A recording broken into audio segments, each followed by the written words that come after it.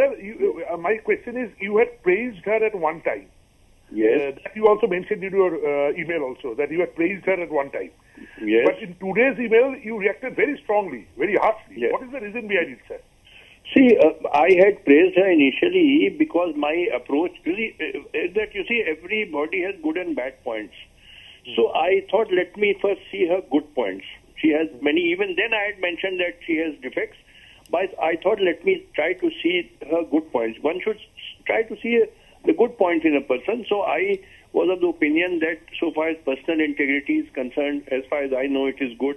And she is working for the people, all that. So I thought that let me first praise her so that she gets some encouragement for doing good work. But later on, I realized that I had made a mistake, because this person is totally intolerant, totally dictatorial, whimsical, unpredictable. She insults people. I am told that even her ministers and senior civil servants are scared of her. Nobody can dare speak his or her mind freely and fearlessly in her presence. So how can you run a government like this? But my second question, sir, my second question is here. How did you come to know? You mentioned in your email that your ministers and brokers are afraid of speak out their minds fearlessly before you. They are completely terrorized by your unpredictable, whimsical behavior. That you mentioned. But my point is, how did you come to know that, sir? Listen, I have come to Bengal several times recently, correct, and I have interacted with people who are in the know of things. I cannot mention their names, yes, but they are people who are in the know of things. They have said all this to me, and you are living in Calcutta. You can verify this. And you will be told by everybody that ministers, bureaucrats, they are all scared of her. You see, the advisors to the ruler must have the freedom to express his views freely and fearlessly. After his views are heard, then it is for the ruler to decide what to do. But he must have good advisors. That is what Kautilya wrote in the Arthashastra. That a successful king is he who appoints good advisors and listens to their advice, and they are allowed to speak freely. Yes, like Akbar. Like Akbar had Navratan, the top people, brilliant people like Todarmal and Birbal and Man Singh, Abul Fazl, all experts in their field, and they could. Then only the Mughal Empire could run properly. And just after independence, when Sardar Patel became the first Home Minister of India, he called his top ICS officers, his secretaries, and told them that, look, you should express your views freely and fearlessly to me. Even if your views are totally against my views, I will never take offense. In fact, that is your utility for me. If you don't express your views freely, then you are of no use to me. You must speak out freely, whatever you think. Ultimately, I will, of course, take the final decision.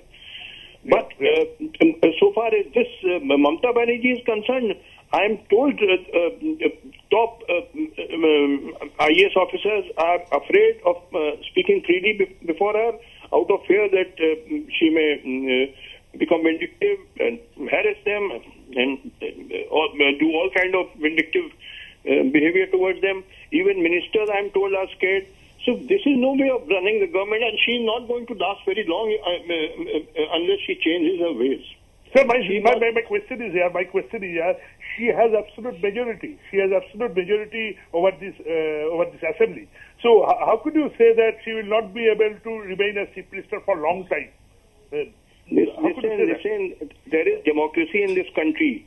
There's absolute majority does not mean dictatorship. She has to run the government in a democratic manner, and if she does not do so, there are various ways in which people can remove such dictatorial people. And so far as Bengal is concerned, I can tell you Bengalis are very brave people. They have even fought against the British Empire, Khudiram Bose and Surjo Sen and the great revolutionaries. So people who have fought even against the great British Empire.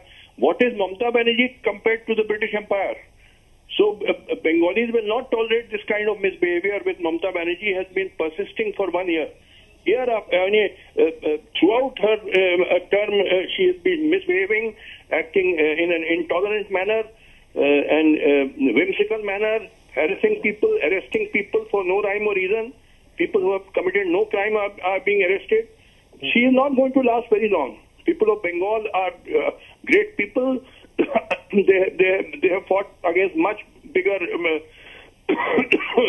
authoritarian people like British Empire. What is Mamata Banerjee is a small fry compared to the British Empire. Please carry on. Please carry on. See, there are various ways how the people can remove such intolerant rulers, even if they have majority in the house. Yet she will not last very long unless she changes her ways. And I told her that, look, I'm your well-wisher. Now you must apologize to the people of West Bengal for your persistent misbehavior. And in particular, you must apologize to Damayanti Sen for misbehaving with her. You must apologize to Shilajit Chaudhary and to that Jadavpur Professor Mahapatro. Apologize to them, withdraw cases against them, and tell the people of Bengal that, yes, I'm sorry, I'm a human being, I committed mistakes, and I apologize for that. If she does that, I can tell you her reputation will go sky high. People of Bengal have very big hearts. They will forgive her for all her mistakes.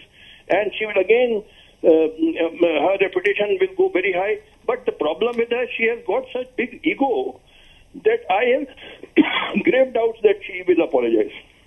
Sir, I would like to mention one thing today. There is a fear of the builders. This realtor and builders confederation, their fear over here in Calcutta, and she addressed there. Of course, without mentioning anybody's name, she said towards her critics that Raja Jai Bajar Kutta Bhoke Hajar.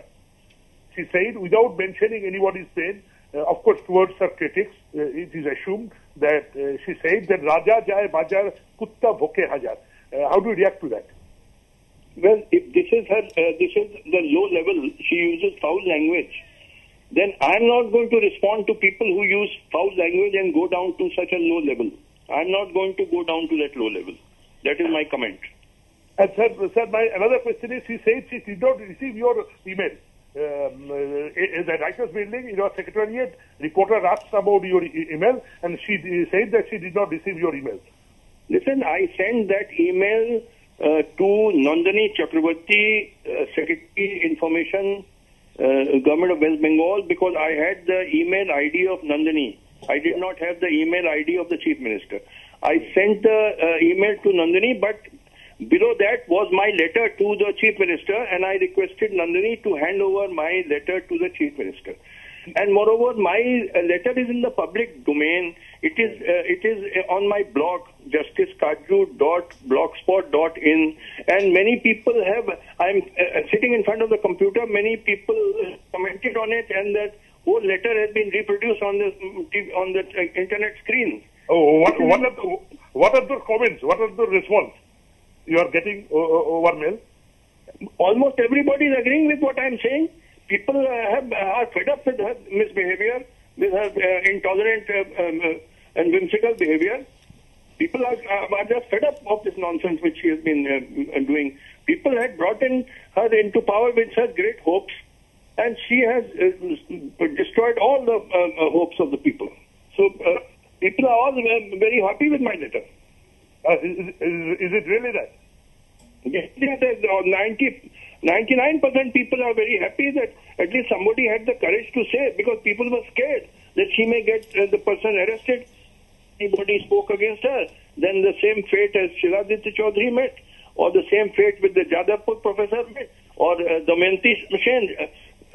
They are scared that they would meet the same fate, and she would get them arrested if anybody speaks against her. In a democracy, people have a right to criticize the government. What is this kind of behavior? If anybody criticizes you, you brand him as a Maoist and arrest him. What kind of behavior is this? Blatant misuse of state machinery. Blatant misuse of state machinery by this Mamata Banerjee. I think she's not fit for politics.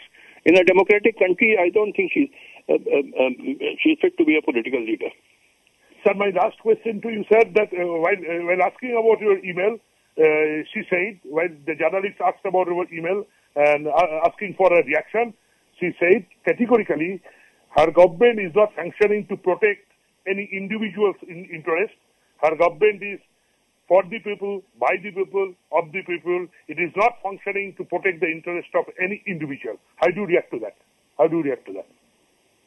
Well, she may say anything she likes, but her behavior is most undemocratic and intolerant, and I don't see what she's doing for the people. Because when I went to Calcutta recently, also I've been, I was told that now people are fed up of her. All economic activity is at a standstill. Industries are not being set up. Nobody is coming to Bengal to set up industries because they don't know how she will behave in a totally whimsical and unpredictable manner. So there's no economic development. There's no other kind of activity. People are just fed up, and whole of the state of West Bengal is suffering. I am told that government is being run on chit fund revenue. Chit funds are now financing a government. This is what I've told. And now I was told that there is this trident, this on the road, this street lighting by trident. Yes. There is some scandal about that. I was told. I don't know details because I was in Calcutta only for 2 days. But I was told now even questions are being raised about her integrity. But I can't give any positive comment on that. What I heard, I'm telling you.